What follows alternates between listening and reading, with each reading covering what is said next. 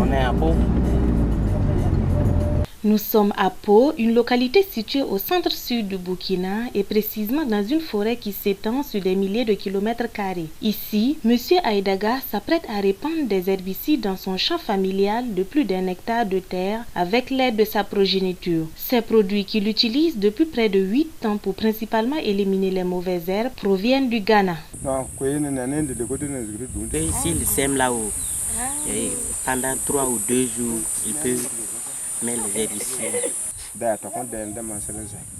Plusieurs autres agriculteurs du Burkina se prêtent à cette pratique, tout comme M. Aïdaga, au point que l'utilisation des herbicides dans les champs est désormais un phénomène de mode. Et pourtant, cette pratique n'est pas sans danger pour l'homme et son environnement.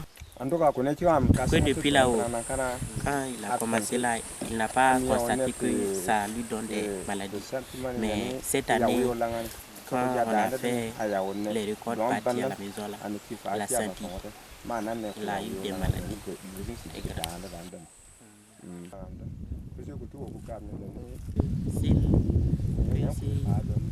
La maladie qu'il a eu là est que c'est genre de paludisme, et puis s'il mange, s'il part pour se défecter, il ne peut pas. Et son ventre aussi, ça gonfle. Les grands problèmes d'environnement dans notre région, c'est notamment la dégradation vraiment des terres, les questions de pollution.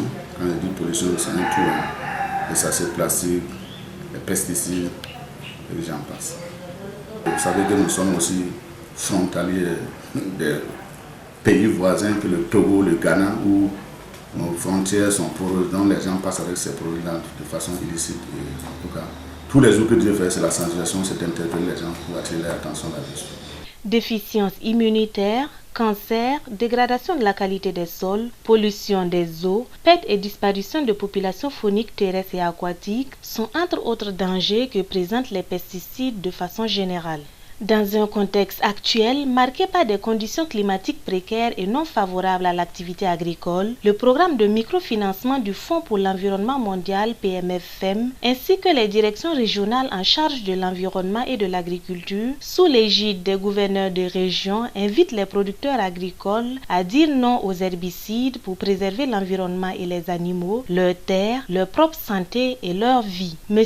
Aïdaga semble avoir bien compris le message, mais pour le moment, dit-il, n'a pas le choix parce qu'il a à sa charge 10 personnes à nourrir et à soigner, d'où le besoin d'agrandir le champ familial tout en amoindrissant la charge de travail manuel et ce, par l'utilisation des herbicides.